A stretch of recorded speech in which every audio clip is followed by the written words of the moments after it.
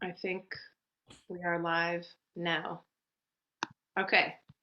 So, hello everyone, and very excited to be here with Heidi and Cheryl, these two amazing women that are really special people for me. And they both agreed to come and talk with me on the idea of how we can be the light, protect the light, and share the light in this time where there's a lot of dark. Um, so, how should we begin? Do you want to introduce yourselves or say anything before we start? Or I can introduce you? Go ahead. All right. Great. So, Heidi is my business coach who she has been there for me for what, I don't know, since this whole thing began, before, since 2 years I think. And just she's she's a friend. She's very gifted, intuitive person, and is helping me with this book I'm writing. um, and Heidi also does a lot of, her own healing work. She's an incredible chef, and she's one of my closest advisors. Sure, Heidi and my husband. I do. And then Cheryl, I've known for ever since I started this business about 7.5, 8 years ago. And we've worked together in various ways. And I now get energy healing from her. She's very gifted intuitive. She's helped my husband. She's worked with my children. She's an unbelievable person. She's an incredible raw food vegan chef. She cooks at our retreats that I do, the retreats that I do. Just again, these both of you are just amazing. So thank you for being here to help share your light. So happy to be here. Thank you, Rachel. Thank you so much. And so those of you here listening, I see there's a few people here. Feel free to just chime in, type any questions that you have, and I'll take a look at it. So one of the things that were talking about before this, and we wanted to talk about, is how, with so much pressure and intensity and division right now, how do we still, find hope and find light in this darkness, especially now, with holidays, and there's a lot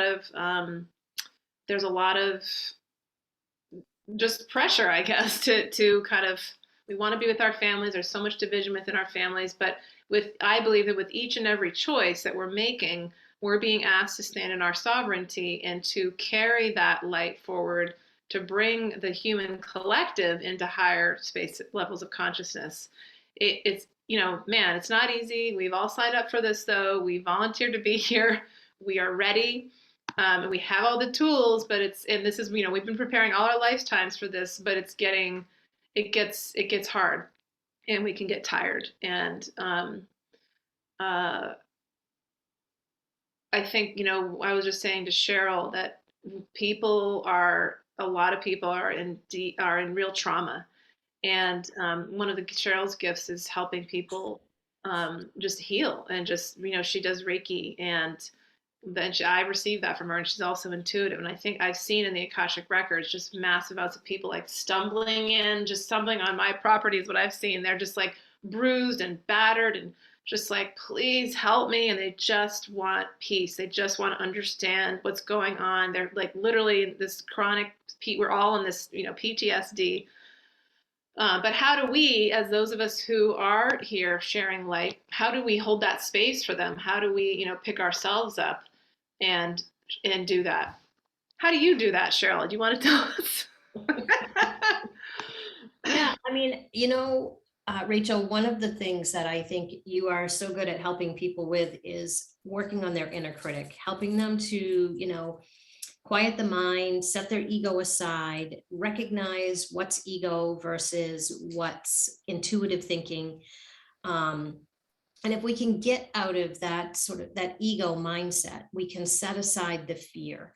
We can come from an intuitive place. We can enter the Akashic records. We can use all the tools that are at our access, from higher vibrational foods to, for me, cacao is probably one of my greatest tools.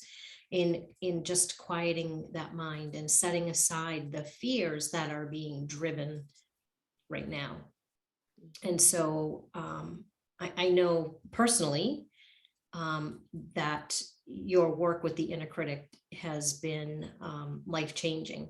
And it doesn't mean that you don't slide back into it every once in a while, but you have the opportunity to recognize it. And that is the big difference when you start to recognize that, oh goodness, I'm headed back there, not doing this. You guys can all go take a seat in the back of the room because there are more positive things that need to come forth for me. And, I just think that without acknowledging that part of our human vessels, our human selves, it's hard to probably rise up any further. So you do such a great job in helping people see that, acknowledge it, release it, process it, and move on. So you did that a little bit yourself, right? Because you have gifts, and it was like a process of clearing the inner critic, right? It was huge. I've probably, well, not probably, I've had this gift my whole life, right? For various reasons, you stuff it down. It wasn't socially acceptable for many, many years. It was a party favor for a while. Some people would think, oh, let's have Cheryl read cards, or those sorts of things. So you squish, for whatever the reasons are, you squish it down. And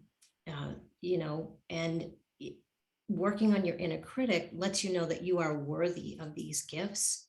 Everyone is worthy of these gifts.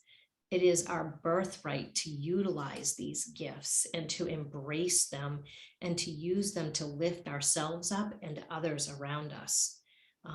And I can tell you that's firsthand when I started working with you, what that was all about, just embracing that. And it was freeing. And look where you are now. I mean, I did not see that. When we first met, I did not think I'm going to be going to her for help, because I am very particular about who I work with, and I trust you so much, and you're just very good at what you do. And that, I think what you said about, like, we have these innate gifts. A lot, you've done this in many lifetimes, but the ego and our trauma from past lives of being persecuted, being killed for doing this work can really come up to stop us from doing it again. And that's what, but we're clearing all that stuff in this lifetime, right? We're clearing all of it. In every one of my past lives, I have been murdered, right, for these gifts. And in this lifetime, there is no way that will happen. I have set that boundary. I have cut that tie. And this gift will be utilized and seen openly and freely. So yeah, visiting and going back and meeting those past lives was key. Yeah. Heidi, do you have any thoughts about any of this? I mean, I know you've done your own inner work to share your light and to shine, and you have a different role of, for me at least, being my, like, sounding board and just ideas, generating ideas. But it's we're always doing our inner work, right? We're always doing our inner work, and then that's what you tell me all the time. We do both. We could rest. They're not separate. They're not separate. It's chop wood, carry water. What we're doing in our work and in our business and in our lives and in our healing work and with our contract, and all of that is all one. And we are moving away from, as we're like, you were the greatest representation of what this new earth is that we are doing. And that's the biggest piece. I mean, yes, the inner critic, and yes, separating from the ego. I mean, in editing your book, I have learned so much, and I've done my own work and editing the book. And the joy about my work is that I get to work with amazing women to help them be the light, protect the light, and share the light in a way that puts the work out there. It sort of leverages my heart, and then they get to go out and do it. But then there's a reciprocity in that, because I get to experience all of my amazing women clients' medicine in and of itself. And so there's no been an exception for that with you as well. And there's so much work that we're all doing to let all of those things go. And for me, you asked, what are we doing to support ourselves during these times, and specifically sort of this time going into the solstice and these long dark nights, but in the season of light. And how do we do that and allow ourselves to stand comfortably in our power and speak our truth from a place of sovereignty? And the most reduction sauce of how I do that is self-love, self-trust, self-acceptance, and self-compassion. And when I started the Nourishing Project, the name of my business is Nourish Yourself for Life. When all of this started happening and things got really real, both in the micro and the macro of my life and the collective, I added a little bonus hashtag, not hashtag, but moniker or whatever. It was Nourish Yourself for Life. And then when things got really real, it was Nourish Yourself for fucking life, because it was real. Like, it is real what we're doing. And so this is what we've been training for. And so, when I started this Nourishing Project, it was an 11-day program where I brought people in, and it was fun and it was great. And it was in 11 days, $11.11. And I sent out an email every day with all of these tips and tricks and all of these things and recipes. And two of the things were self-love and self-trust. And I never knew which one to put first. From one season to the next, I'd put self-love. And then the next season I'd put self-trust, and then, self-love, because you got to love to be able to trust. And you got to trust to be able to love. And again, it's not separate. It's this over and over and over. And it's within that, it's that spiral of going through it again with a different filter or less of a filter, depending on how you want to look at it. And so when you love yourself enough and trust yourself enough and can have compassion for yourself, and you can witness yourself with nothing but compassion and accept yourself without judgment, then that is where the worthiness, Cheryl, that you mentioned, that made me think of it, that is where the worthiness, that is where the holy cow, I don't need to be treated like this. I don't need to be subjected to this. I don't need to be controlled by this. I am worthy of my own experience in this life, in this lifetime, on this planet right now. Here I am. Let's do it. I think that is everything. And, I think when we talk about, one of the scariest things to do, ever, is start a business. Hands down, 100% terrifying, especially if it's a spiritual business, or, it's about you and you're sharing your gifts. I can start a t-shirt business, but it's not me, personally, I don't have to your open heart on display for the world to judge and criticize. Right. But if it's when you're the name of your business, it's you, it is, oh my God, the ego has a field day, because it will come up with all kinds of reasons why we can't, shouldn't, and it's not even necessarily related to what it's really the core is, but it's oh, I don't know how I'm going to make money, or people might think it's too weird, or I don't know enough yet, or I don't have the space, or it's not the right time, or I'm too tired, or, all kinds of things, that some of those things may very well be true or seem true. But really what it is at least from my personal experience and from working with people, it's that we don't feel like we're enough, or we've had these blocks, these deep-seated blocks, that it's not safe to share our light, or that, fear of being rejected or failing, or for me, it was all of those, actually, all of those.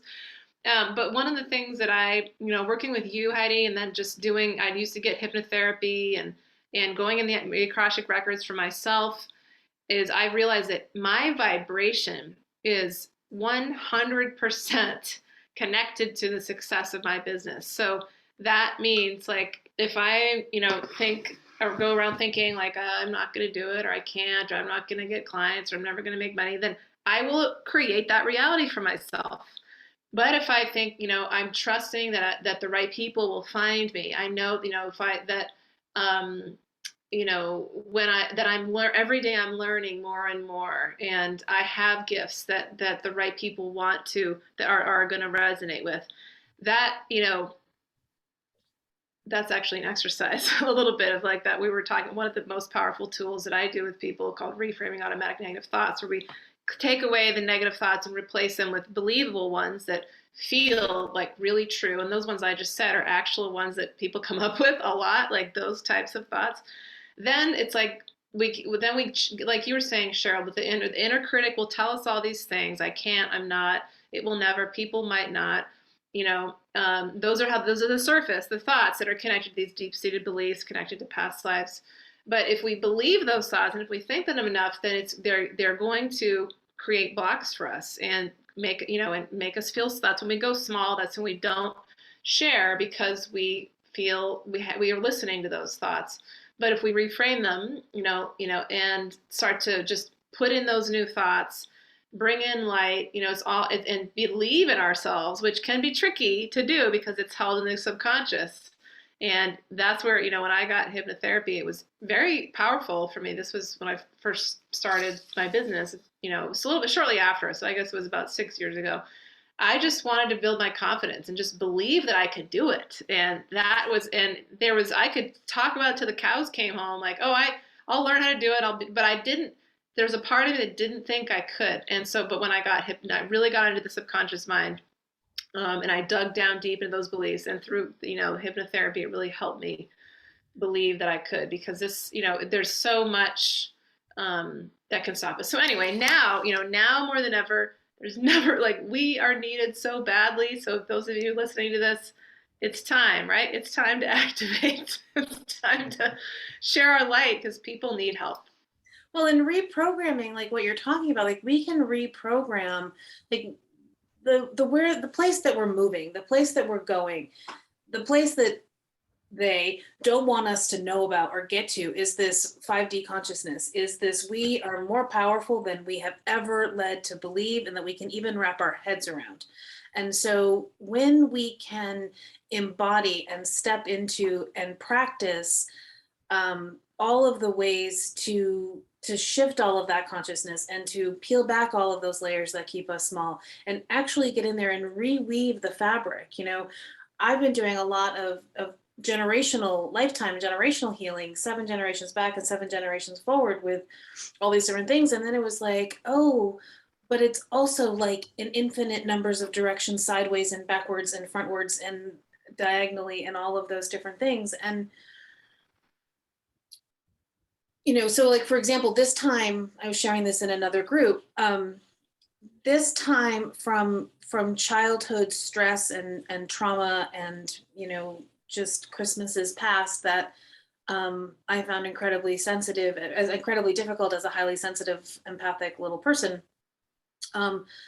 Christmas time has been very traumatic for me and very PTSD and a very struggling time of depression and anxiety and like iron door in my gut shut down small. Like as soon as the first Christmas song or the first commercial on Christmas started coming out, I would just fold myself in half. And over the last bunch of years, the more I do this work, I realized, okay, well, it doesn't have to be that way. And my husband's been really supportive in saying, okay, but is any of that true anymore? And, doing this work in all the different ways.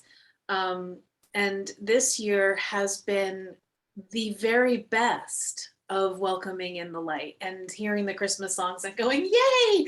And like, I can feel, even in this darkness, I can feel the light. I can feel that inner divine Christic consciousness that is within us all that can shine from the inside out in a way that I have been rewiring, literally rewiring the way I remember in my body this time of year. And it's happening. Like it's possible. And the tools that you teach and the way that you use it helps people do that, not only for a specific thing like Christmas or Christmas time or whatever, but in all of the ways as we recraft and process all of our PTSD from a traumatic experience through this lifetime that we've been in past lifetimes, to be able to then create this new earth of not suffering. Yeah. Yeah. And, you're being so kind to me. It's not just me that does it. You do it. So many people do. We all do it, but we're here to celebrate you and your work. So, You guys are You know, so. I think I would jump on with what Heidi is saying, but in general, this is a difficult time of year for so many people for a variety of reasons. I know that personally for me, right after Thanksgiving hits, what used to happen is this intense feeling of doom. Yeah, And dread. I have very valid reason for that happening, but it doesn't have to be that way. And, you know, Rachel, through work with you, through acknowledging my own divine feminine, my own goddessness, my own divine light, that exists within all of us. And I think whether you're male or female, you have that goddess in you, that warrior, that peaceful Buddha there. I mean, all those parts are a part of you. And I understand the trauma and what this time of year can bring. So I'm super excited that you're starting your program in January to really help people heal through this process. And as the upcoming year comes, to acknowledge, okay, I understand this feeling now. I no longer have to accept it. I have tools to work through that.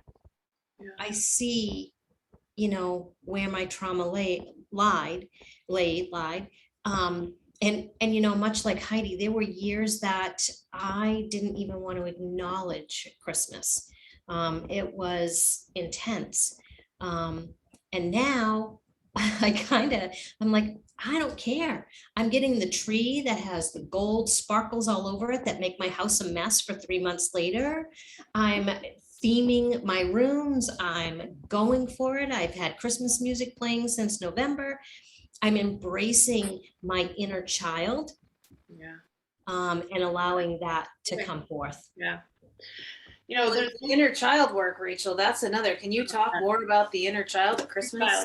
okay, that does connect to what I was going to say, actually, because, you know, you were talking about breaking ancestral patterns, Heidi, and I think for a lot of us, certainly myself included, we are being faced with like constant opportunities. I call them, oh, it's another opportunity to, you know, help shift consciousness or to help break this pattern in my family. And it's, man, it's not easy. And it does have to do with the inner child, it does have to do, you know, the things that we're be like situations that a lot of us are being placed in. We just find we're like, I don't know about you guys, but I do my best to avoid situations that I have to, you know, that are like really constrictive or 3D, but then I just find myself, boom, they're right in front of my face. I cannot avoid it anymore. And a lot of it has to do with stuff that was old that I was like, I don't want to deal with that anymore. I thought I worked through that issue, you know, with family or like this thing that I, you know, and it's like, oh man, does it ever end? Like I thought, do I really have to keep going through this? Like I, you know, but what I've learned for myself, and I've seen with other people too, is it gets easier, and we have tools to work through it. And so one of those tools, like you said, Heidi, you know, really being aware of the inner child. A lot of people, I think, have done a little bit of inner child work, or we're aware of it, but not always. I don't know that I never certainly knew how important it was to really connect with that little, you know, girl or boy part of us that is just trying to keep us safe, that comes up with strategies to cope with the very circumstances in our lives, you know, usually it's from our families to protect us or to keep us, you know, operating somehow. And those strategies work for a while until they don't. And those can include just, you know, pushing, making, if the child felt, you know, like a parent or a parent left or witnessed a trauma or experienced a trauma, which God forbid, it's so common, then that child may feel like just keep people at arm's distance. You know, that's the coping strategy, not letting people get too close. Or there could be a different one of like pleasing all the time, like to try to fix things, like doing more, doing always like being like feeling like you have to be the one to make everything right. I just was talking to somebody about that today. Like that is another, you know, I have to be the one to make sure that things work around me. I have to make sure other people are okay, or else, you know, that's my job. And that's an intense amount of pressure to put on somebody, obviously.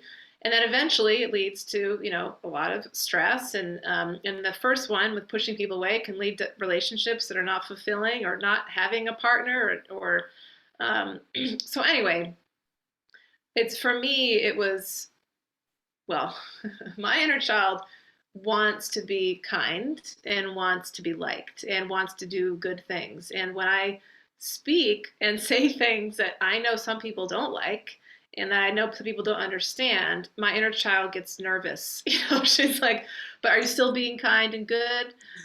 And but I've done a lot of work with her, and I've like reassured her, like, I'm still going to be kind of good. I do need to speak up. I do need, this is part of my job now. And she's like, okay, I'm going to go play in the swings. Bye.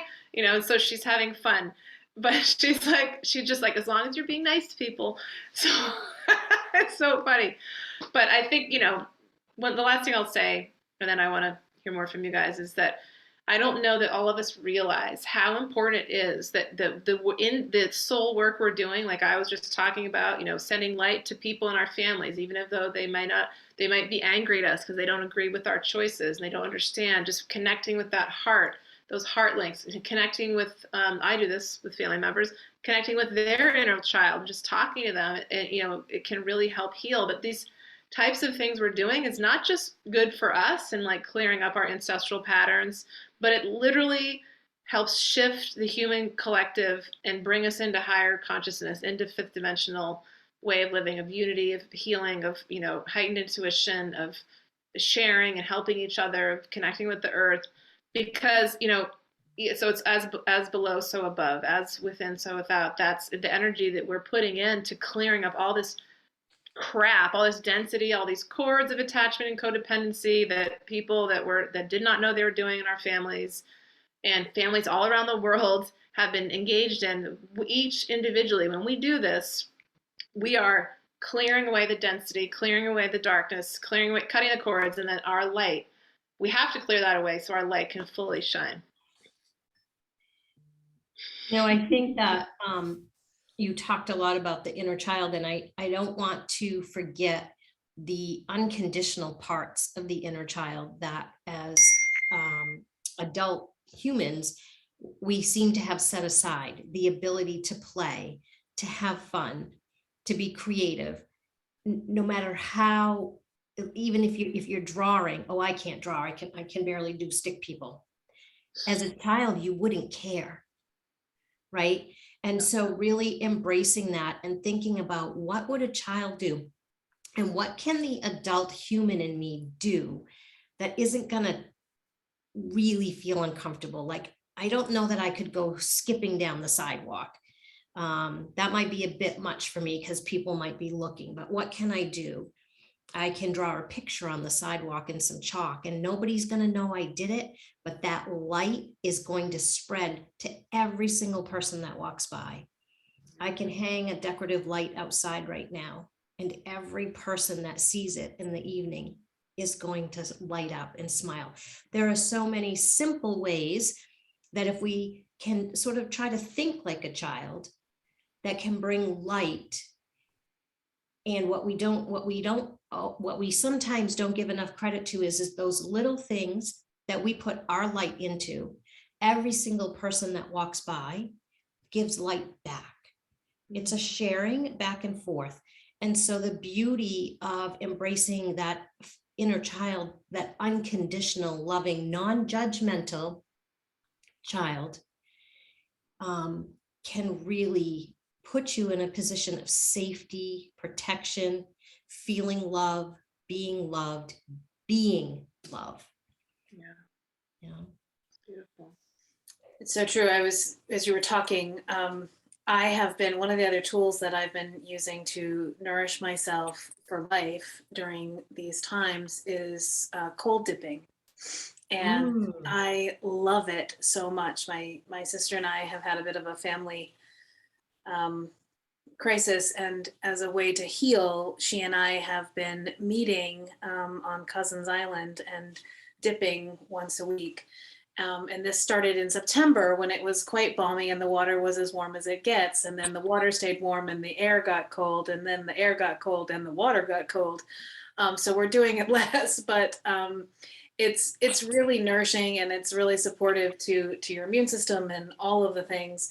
Um, but most of the time, 99% of the time, anytime I am climbing down a rock on Mackworth to get into the water, or at Ferry Beach or wherever we're doing it, and people are walking by, they're like, "Oh my gosh, you're going in! That's so cool!" And that reciprocity, me nourishing myself in that way, inspires other people, even if they never even get in the water. It sparks that reciprocity of light within them, just like what you were talking about, Cheryl. And the other day, I was on Thanksgiving Day, I was at Mackworth, and I was floating and bobbing around in the water. And it was a warm day on Thanksgiving here in Maine, but the water was pretty chilly, and the parking lot kind of sets up above there. And I heard this kid like, "I can see this weird lady in the ocean. What is she doing? Why is she swimming? That's weird." And he was very judgmental and whatever. And a former version of me would have been like, "Oh, and maybe I should get out," or it would have ruined my experience or whatever. And I was just like, "Woo," and flipping my feet and just swimming around. And then I heard the dad say, "Oh, it must be a warm day here in Maine," or something, just rude, low vibe and whatever.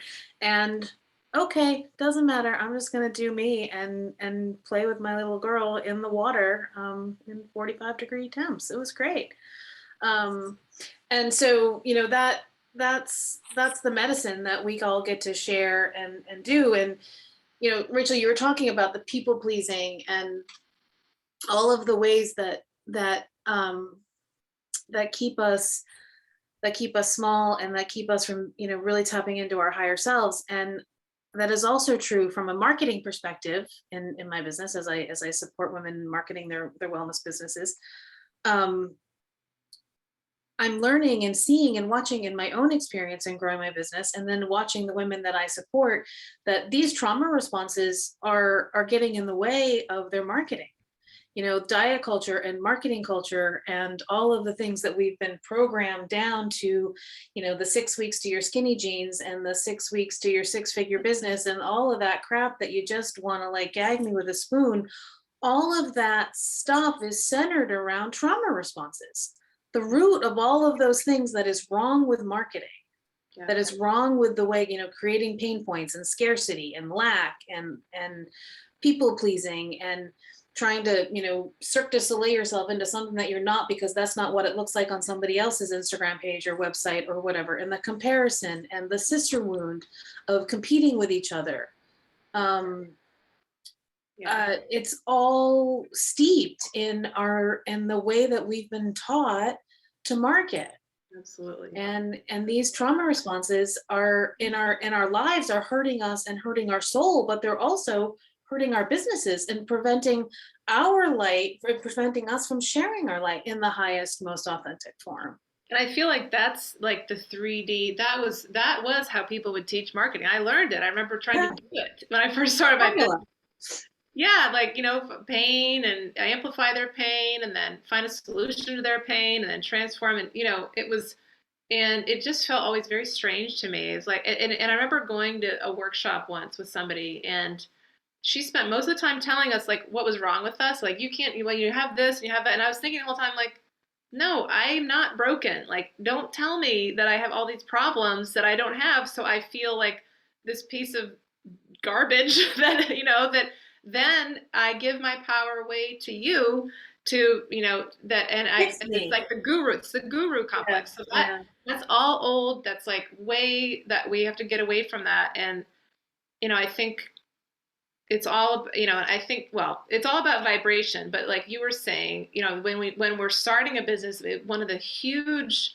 the ego stuff that comes up is the comparison and feeling like, we're not enough for somebody, we should be doing it like that. And this person's doing that, and looking, and I see other people doing it. Sometimes I fall into that trap, but when we connect in, this is where the Akashic records come in. When we connect in with our hearts, with our intuition, we remember that we are here with unique soul gifts. That what I'm meant to do is different than what Heidi's meant to do, or what Cheryl's meant to do. And we have different ways of speaking. We have different ways of sharing light and of offering, being of service. And when we feel that, and how do we know what it is? Well, you just start doing it. That's the only way. At least for me, I just started doing it, which is absolutely terrifying. I started out by doing tarot readings for people, and then I did workshops in workplaces, and soon realized that was not. It was mindfulness workshops, and I soon realized that was not my place. They wouldn't even let me in now for a lot of reasons. But then tarot. I moved a little bit away. I moved away from tarot, but I moved into the Akashic records. But that, when we are able to have a higher connection, connect with our hearts, have that direct divine connection, whatever that is, angels, guides, God, whatever that is, then we feel, that we are enough, that we somehow we just get this pull from somewhere, that pulls our hearts forward and tells us put one foot in front of the other and just, share what you have been through. And that's often what, when I work with people and I do readings for people a lot in the Akashic records, what comes up over and over is like whatever you've gone through in your life, what you've done to help overcome these areas of difficulty, or heal traumas, or break ancestral bloodline patterns that are dysfunctional. That's how you're going to be best of service to others. So it's like, what are you doing? What have you helped yourself? What helps you? And then, comes in and goes out. And that's what we're all being asked to do. Can we go around and so here's what I would love for the last 20 minutes of this conversation. Can we each talk about what it means to be the light, share the light, and protect the light? And I want you to go last, Rachel, because I want to hear what you think personally what it means to be the light, share the light, and protect the light, what that means and what that looks like. But then I want you to share that in realms of the soulful work method. Yes, ma'am. All right. All right. Does that work for you? Can we do that? That's great. Yep. All right. I'll go first, give you guys a chance to think, because I've been thinking about it while we've been talking and since we created the title of this thing. So, all right. So be the light, share the light, protect the light. To me, being the light is taking care of yourself, tending to yourself in the highest form. Being the light is staying grounded and embodied and answering the call to your sacred contract. Mm. Being the light is staying tuned into your intuition. Being the light is eating organic, delicious, homemade food. Being the light is acknowledging who you are and accepting it and loving it and trusting it. Protecting the light, to me, involves practices around sustainability.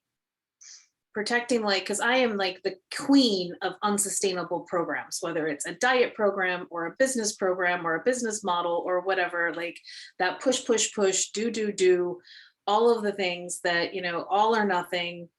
I'm not eating gluten, I'm not eating dairy, I'm not eating sugar, I'm not eating flour, I'm not doing all of these things, but that's not sustainable. Or I'm gonna see 15 clients a week and they're all gonna be in my home and I'm gonna cook for each and every one of them. That's not sustainable, So like finding ways to protect my peace, finding ways to protect my energy, finding ways of setting boundaries in terms of not having there be big leaks. Cheryl, I think it was you who mentioned at the beginning, in terms of past lives and being persecuted for this work. I think that yes, in past lives, for sure, there have been burning at the stakes and all of the things, but I think it's also happening in this lifetime as well, and has been since I was a very small child, by the people that unintentionally and had no idea who loved me the most.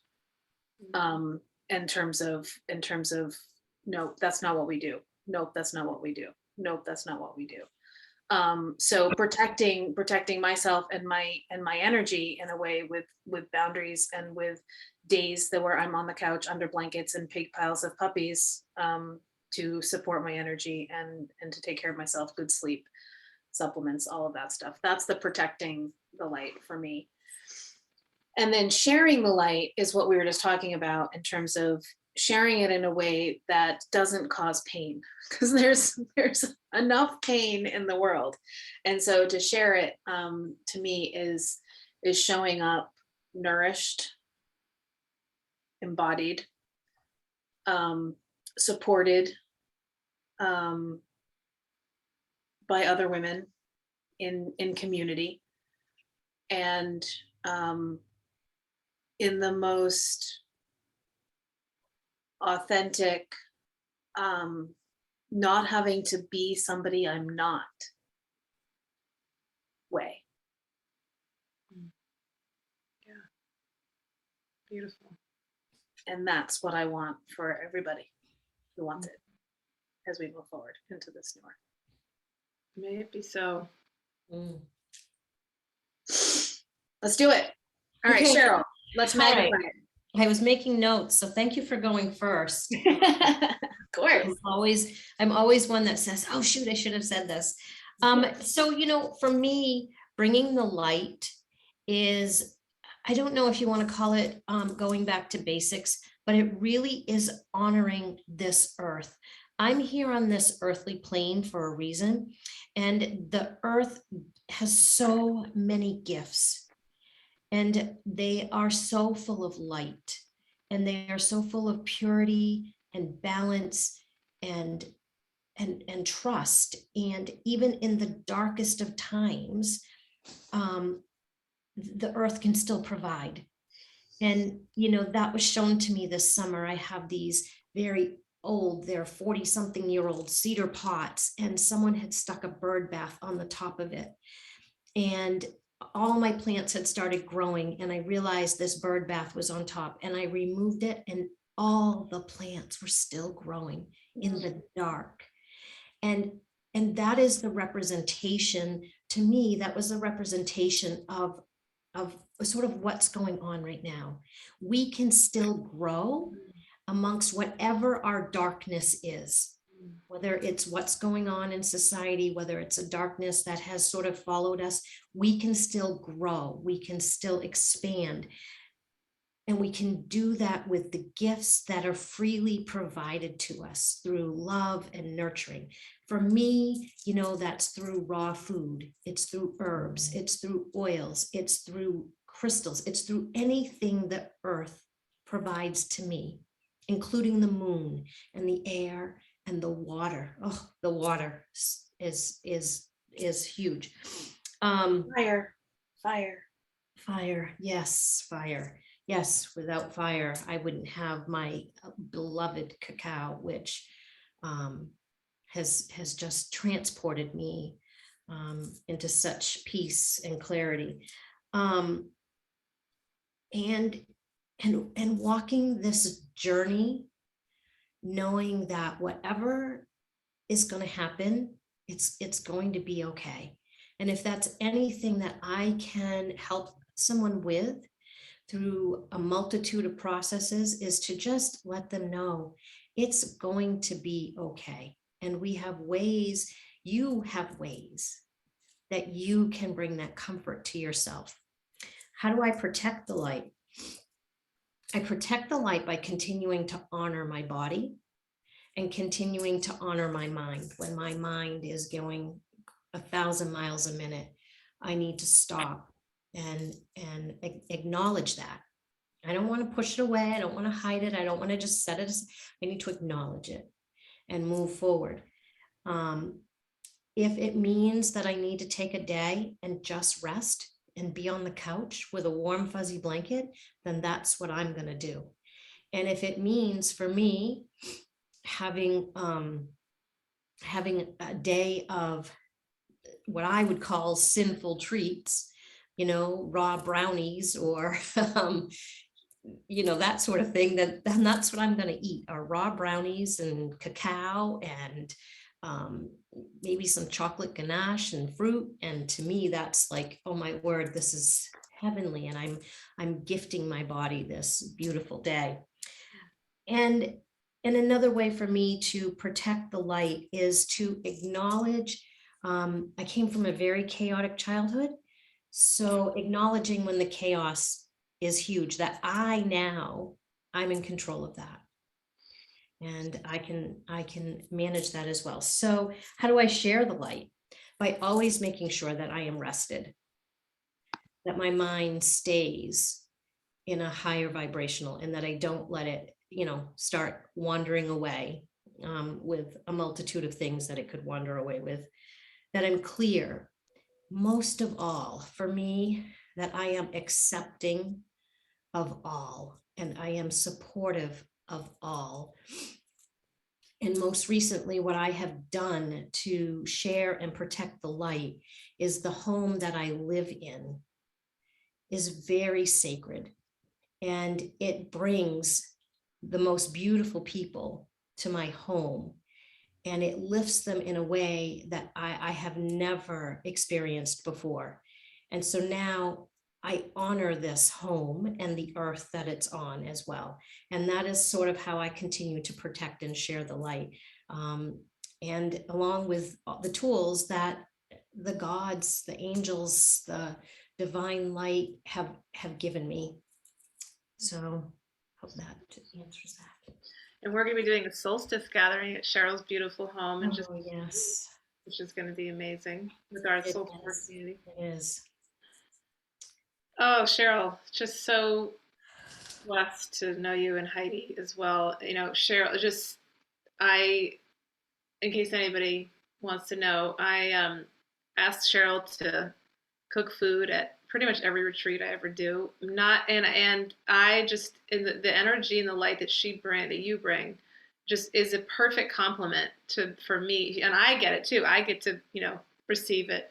But through the intuitive guide in the intuitive guide program, anybody who does that, if you're listening, you'll get to experience Cheryl's nourishing food, which is like that is how we the rest and the integration and the protection is often through that what you offer. So it's just beautiful. So all right, for me, being the light is um, most obviously, just being a channel of light and just literally being the light, like feeling light. I do that. I do literally do that every day, multiple times a day, just feeling light flowing through my body. And I always recommend that to people too, because it's just the light is everything. I mean, it raises, it clears out the stuff in our body. It connects us with light, which is God, which is who we are. We're all pieces of that light. And so literally that's being the light, like feeling that in our body. But I think also right now, being the light is also for me the word sovereignty. And that comes up a lot in the Akashic Records. And a lot of you guys know what that means. But it's so being the light is not always as obvious as it can seem. But when you're in a situation where there's a lot of low vibrational talk and fear, and a lot of fear right now, and sometimes being the light is simply just one word you say, or not participating in that, or just shifting the vibration and bringing light into that lower, into where there's not a lot of light. And I know a lot of light workers, people who are here to be the light, feel very alone and very isolated, and it's really hard when you're in a place where there's nobody that thinks like you. It feels just they think you're crazy, and you're making the choices they don't understand. It can be very challenging. But that's why or you're in a workplace where it's very 3D, a lot of like fear and low vibrational stuff. But I firmly believe that you're there for a reason, to bring light to that place, at least for now, right? And children's too, sometimes it's that their souls want to experience what it's like to be in a place that's more in the 3D world, which basically means division, separation, a lot of ego stuff, as a way to experience what it's like and to be in a place. Light can shine more brightly sometimes when it's surrounded by more darkness. So um, you know I was thinking about be the light, protect the light, share the light, and how the yin and the yang, for me, like the feminine, the yin, and the yang is the masculine. The yin is more receiving, passive. The yang is more active. That it's really, for me, that's the integration of both. And when, like, in any moment, sometimes we get presented with these situations. What does my heart ask? What's the highest thing I can say or do in this moment for that is for the highest good of all involved, and that it is that finding that balance, of the light is not always just being loving everybody and being kind, and light illuminates, light shines on darkness, which is what we're seeing right now. We're seeing the darkness because the light is shining on it. Um, so it is more of an integration. I think the last thing I'll say about being the light is, you know, when we're being asked to clear away whatever it is that is blocking our light from fully shining.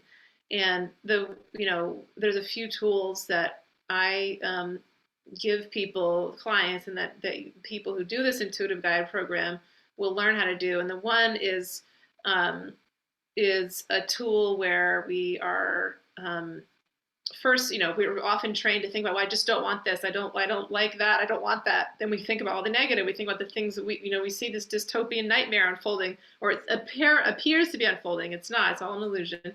And we say, I just don't want that, or I don't want this in my family. And so we start to create more of our reality in a not a good way when we start to, give energy to that. But if we think what we do want and how we do want to feel, and, with positive present tense, I am, I trust myself. I feel like I'm in the flow. My family is thriving. I share my gifts, and I embody light everywhere I go, and I always am listening to my heart. How that would feel. I'm so proud of everything I've done. I feel so strong. And just the more we describe that, it's actually a tool that I call envisioning your future self. We're creating a vibration of like, this is the roadmap. This is where I'm going. This is my order in the restaurant of the universe. And then it's just a matter of time until it happens. Cheryl, because we've done this. I do it all the time. Um, so the trick is that the ego will come in and say why we can't, shouldn't, won't be that or have that. And, because what we're doing is we're creating this alternate reality for ourselves that it's like, it's just fantasy world. But then, we're tricking ourselves, our subconscious, into believing that it's us. And so the ego will say, oh, you're not this, or, all that, blah, blah, blah, all that stuff. And there's a tool that I call reframing automatic negative thoughts, where we go dump out all those thoughts, go through them one by one and reframe them. So asking questions, do I really believe that? Is that 100% true? And, just dissecting that ego voice, which is, fears, doubts, worries. It's the false identity. It's that social conditioned part of us that is trying to keep us safe, but that can also say really mean things, self-defeating thoughts. And so when we come up with these new mantras, like, well, actually, I'm starting to believe that, like the ego thought might be like, well, I don't know enough. That's a common one. I don't know enough. Well, flip that around. Is that really true? Well, I do know some things. So I'm starting to believe that I'm learning more every day, and that I'm always, expanding and growing, and that I do know enough to just start. And then I'll always be tweaking and learning. I'm talking about like starting a business.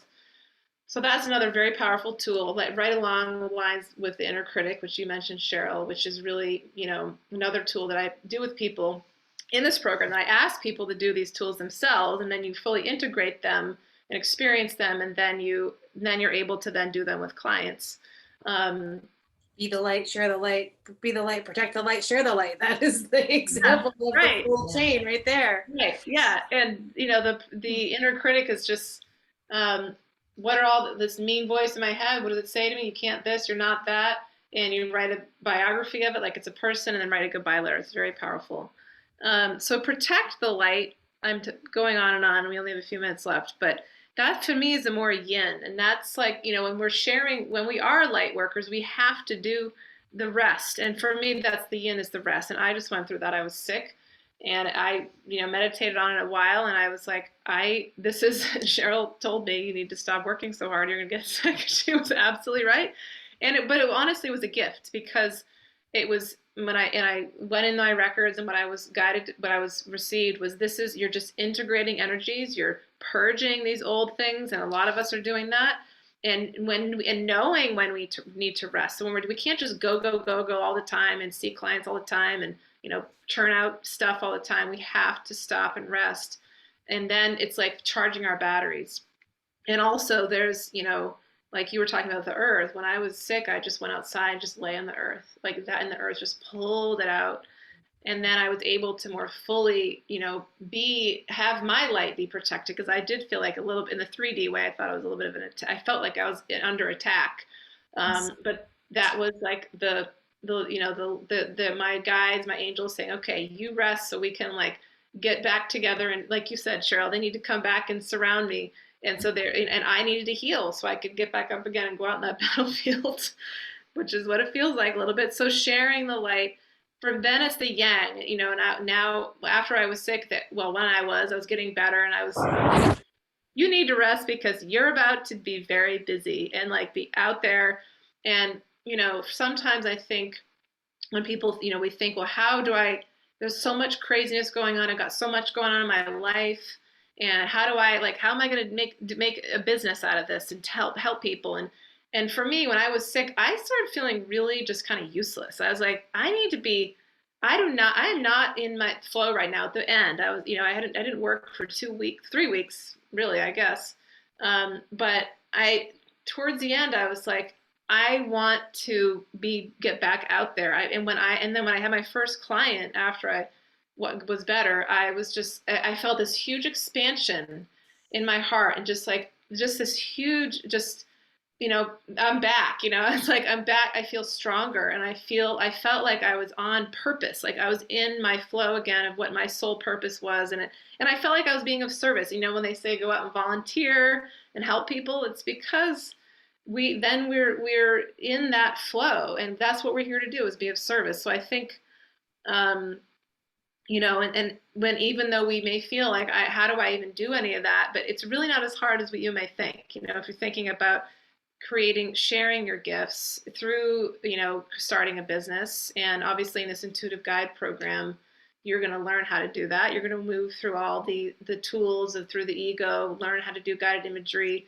learn how to do intuitive life coaching and helping people create their future self and helping them move through ego, and learn how to read the Akashic records, which is a hugely important part of just trusting your intuition, getting soul guidance, feeling like you have, when I go in my records all the time for my business, and it's like, oh, I have this higher perspective of what's going on or how I can manage the situation. And then of course, then you feel like you have tools that you feel more confident. Like I do know enough. I have things that I've learned.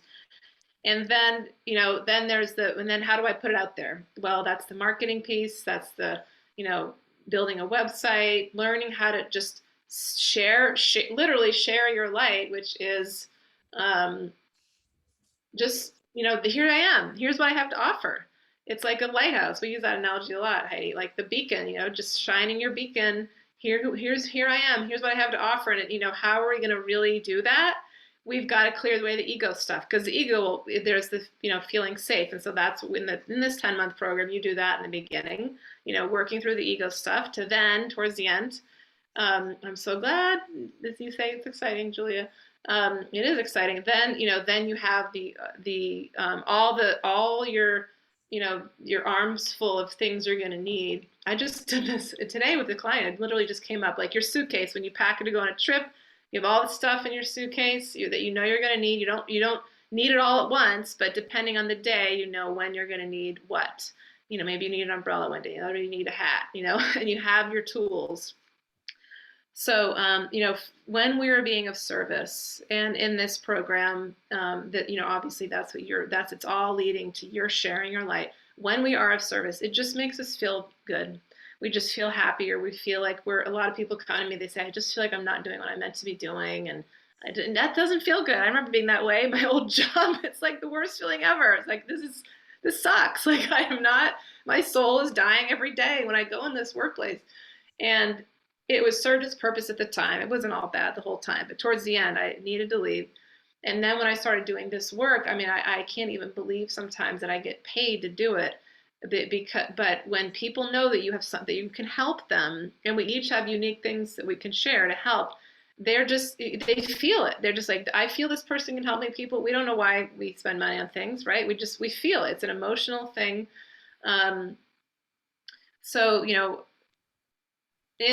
this whole reason, we're now, I'll shift into ending this conversation, I guess, and moving into the meditation. But before I do that, I want to thank Heidi and Cheryl. But before I do that, I'll just say this: if you've been listening to this and you've been feeling, excited about what we've been talking about, then chances are you're being guided to this program, because you have gotten made it this far. So the ego can come up with all kinds of reasons. There's a lot of fear, but just read through. I'm posting the website here. Read through the program. See what you think. See how it feels. Ask your heart. Does this feel right? That's the first. That's usually your higher self guiding you. Then the ego will come in after. Oh, I don't know. You know. And then there's a little questionnaire you could fill out, just answering some questions about who you are and what you're here to do. And then if you want to if you are still interested, I'm happy to talk with you about it. So I'm very excited about this. Starts in January. There's an early bird rate that goes through. Thank you, Heidi.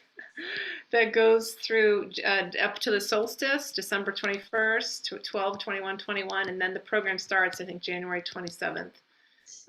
We meet every other week for 2 hours. You get a lot of tools. There's some books you're reading. We have 2 retreats we do with Cheryl, and you learn how to read the Akashic records, and that's a huge part of it too, which I didn't really talk about a lot. But anything else that either you want to say before we end or move into the meditation? No, I think you were right. If you've been attracted to this, then you were directed here for a reason, and you really need to take advantage of everything Rachel has to offer. Whether you choose to do this as a business or not, what I can tell you is there are not enough light workers. And in whatever manner you choose to carry the light forward after Rachel's program, it will alter how you process and move through your upcoming days. So I just can't recommend her program enough, even just for those reasons.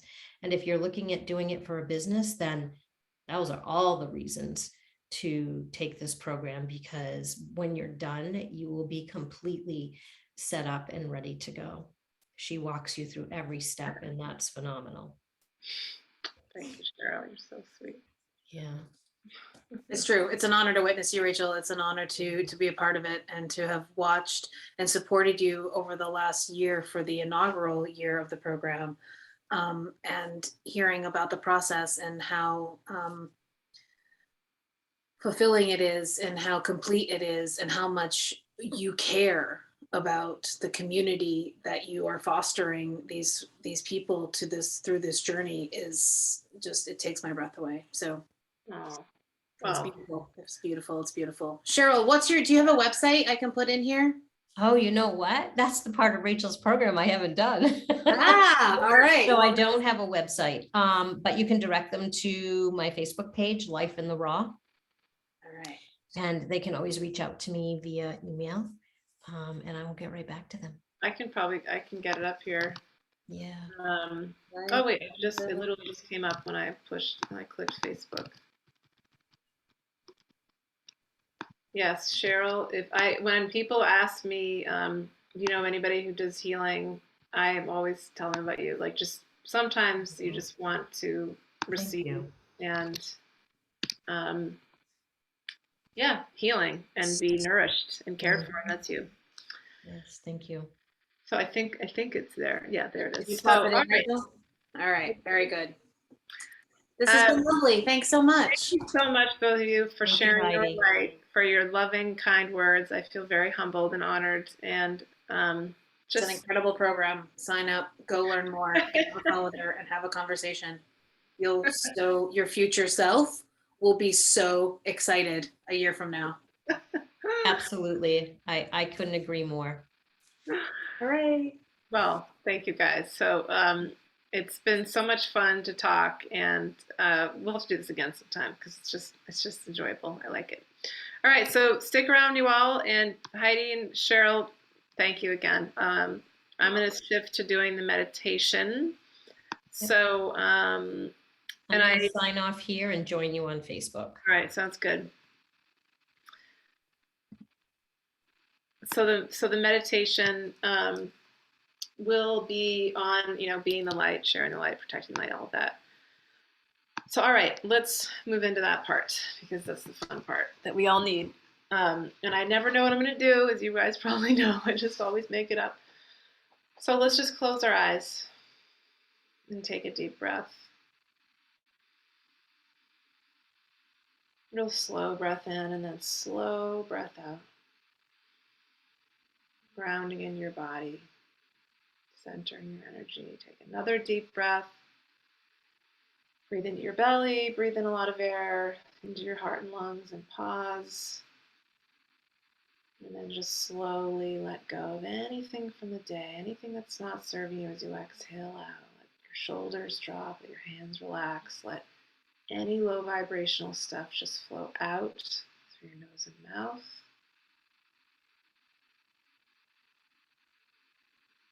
One last deep breath in, filling up with light, filling up with peace, with joy, with confidence, with healing, with strength, with courage, so much more. And then slowly, slowly exhale.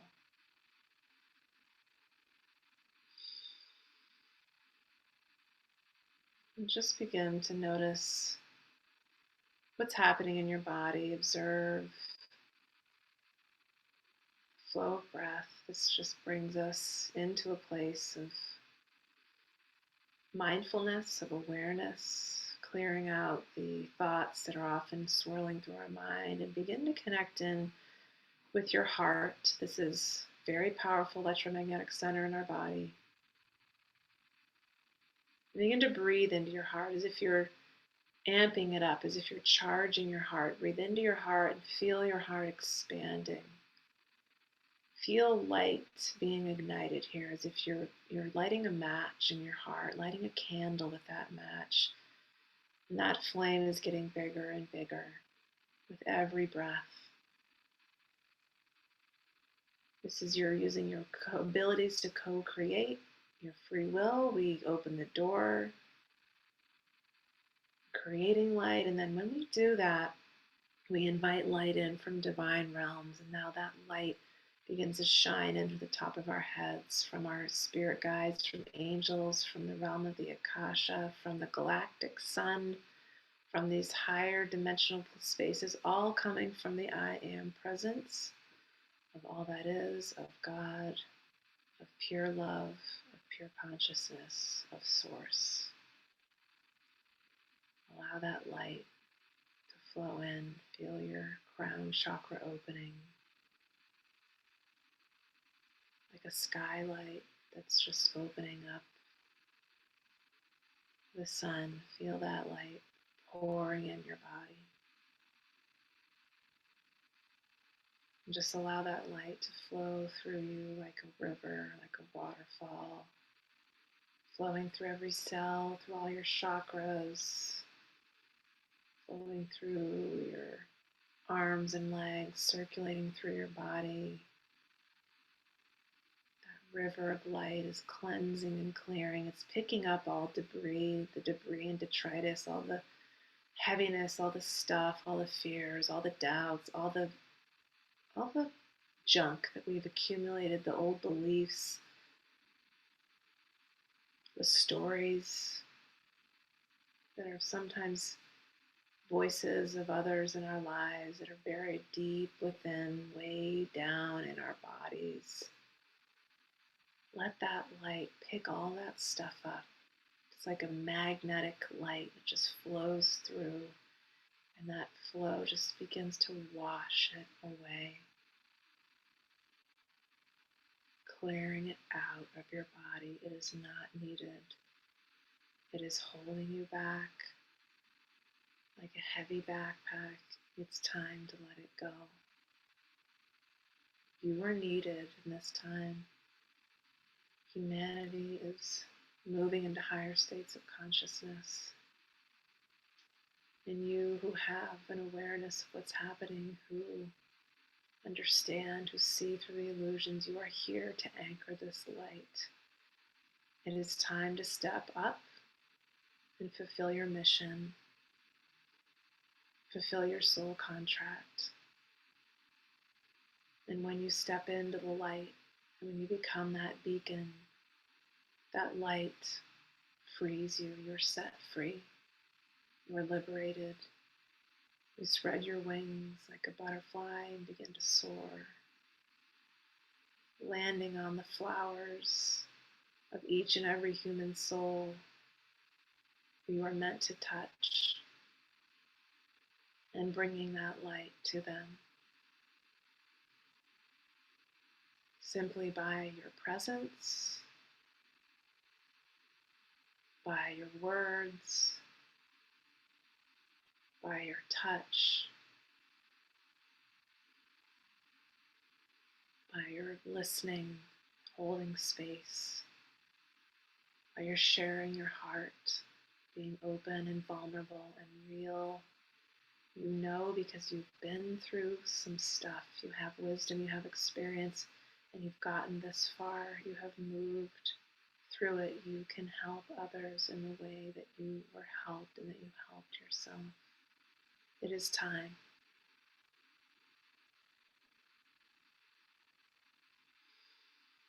Just feel that light. Feel your wings being unfurled. Feel yourself stepping up and saying, yes, I am here. I volunteer.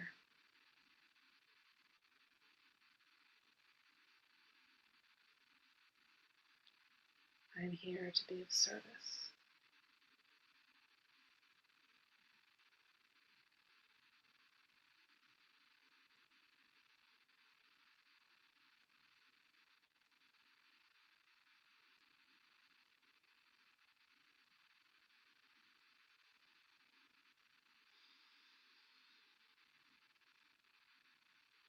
It's not easy to do this work, but you are strong enough because you are here right now in human form. Your soul knew that you could do it. And you have all these guides and angels and ascended masters, divine feminine especially, cheering you on. They're with you, they're watching you. You are in one of the most important times ever in human history. You get to be here as the player, one of the main characters shifting consciousness.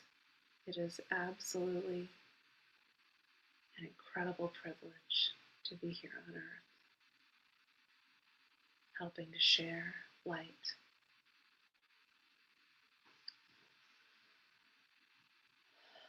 So just feel this light just flowing through your body. Feel it activating you, amplifying you, charging you, energizing you. See yourself sharing this, sharing your gifts, your unique soul gifts, whatever they are.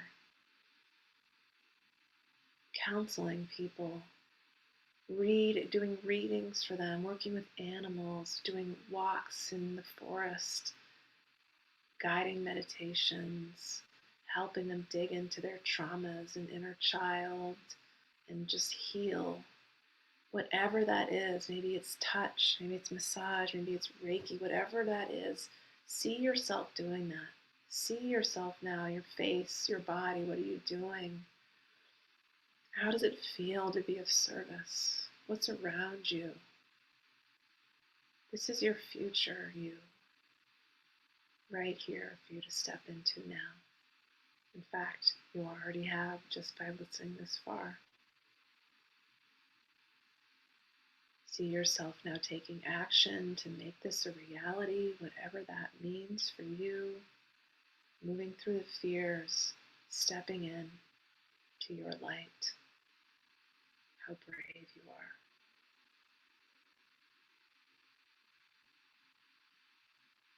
Now take a deep breath and just feel that light surrounding you. All the expressions of that light, all these guides and loving angels and galactic beings. Yes, they're here too. These loving, multidimensional beings, so proud of what you're doing. They have such healing light and high vibrational energy and pure love, unconditional love to share with you. Feel all the support around you. When you don't feel like you can get up, if you don't know if you can do it, you wonder how. Just allow the energy of these beautiful beings, of this light of divine source to carry you, to lift you up, to help you, guide you forward.